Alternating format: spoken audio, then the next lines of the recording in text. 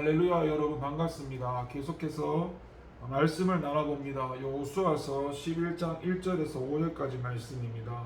하솔 왕 야빈이 이 소식을 듣고 마돈 왕 요박과 시브론 왕과 악사 왕과 및 북쪽 상지와 긴네로 남쪽 아라바와 평지와 서쪽 돌의 높은 곳에 있는 왕들과 동쪽과 서쪽의 가나안 족속과 아모리 족속과 헷 족속과 브릿 족속과 산지의 여부스 족속과 미스바 땅 헤르몬 사날의 히위 족속의 사람을 보내매 그들이 그 모든 군대를 거느리고 나왔으니 백성이 많아 해변에 수많은 모래 같고 말과 병거도 심히 많았으며 이 왕들이 모두 모여 나와서 이스라엘과 싸우려고 메론 물가에 함께 진쳤더라. 아멘.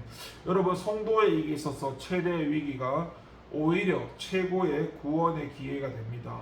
1절에서 5절까지를 보면은 이스라엘은 하나님께서 약속하신 가나안 땅을 정복해가는 과정 속에서 최대의 위기를 만나게 됩니다. 가나안 북부 지역의 모든 왕들이 그들의 모든 군대를 이끌고 나와 이스라엘을 대적한 것인데요. 그 숫자가 얼마나 많았던지 해변에 수다 모래 같다고 했습니다. 이러한 상황이라면 이스라엘은 전략상으로 보게 될 때 가나안 북부 지역 동맹군에게 압도당하고도 남음이 있었습니다. 이스라엘로 치면 어쩌면 가망이 없는 전쟁으로 밖에는 볼 수 없는 그런 최악의 상황이 그들에게 닥친 것인데요. 인간들의 일반적인 시각으로 볼 때는 당연히 그러합니다. 그러나 하나님의 계획은 달랐습니다. 하나님의 말씀을 의지하고 순종함으로 나아갔던 이스라엘이 완승을 거두게 된 건데, 하나님께서는 가나안 북부 지역의 산지에 있던 가나안 족속들을 한꺼번에 진멸하시고자 계획하시고 그들로 하여금 한 곳에 모이게 한 것입니다. 이스라엘 백성이 그 많은 가나안 족속들과 하나씩 싸워 진멸하고자 하였다면 어마어마한 횟수의 전쟁을 치러야 했을 것입니다. 물론 하나님께서 함께 하신다면 그 모든 전쟁에서 승리하였을 것이지만 그만큼 가나안 정복도 정착도 늦어졌을 것이고 전쟁으로 황폐해진 땅을 다시 일구는 일도 그만큼 늦어지고 힘들었을 것입니다. 그래서 하나님께서는 남아있던 모든 가나안의 거민들을 한자리로 모아가지고 한 번에 전쟁으로 진멸하도록 하신 것인데, 이로 인해서 이스라엘의 그 약속의 땅 가나안 정복과 정착은 그만큼 더 빨라질 수 있었습니다.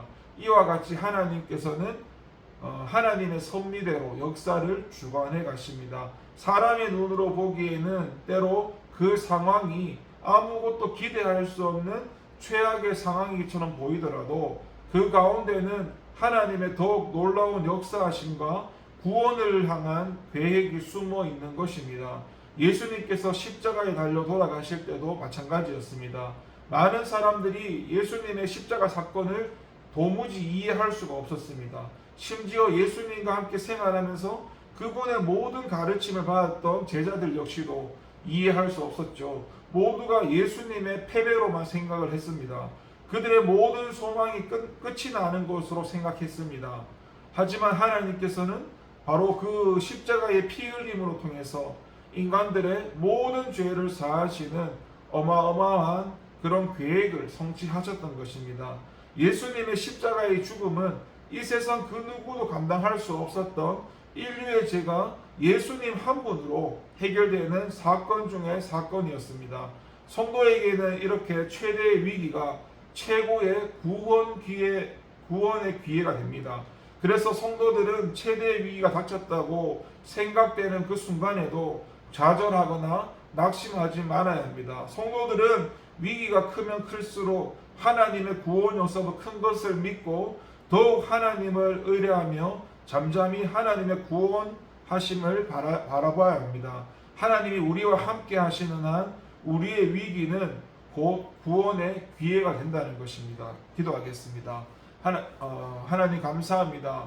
우리가 다 알지 못합니다. 우리가 우리 눈에 당장 보여지는 작은 것으로 판단할 때가 너무나 많습니다. 하지만 하나님은 놀라우신 구원의 계획을 가지고 계십니다. 어떤 어려운 상황 속에도 낙심하거나 좌절하지 않고 주님을 바라볼 수 있는 믿음을 주시옵소서. 감사드리고 예수님 이름으로 기도합니다. 아멘.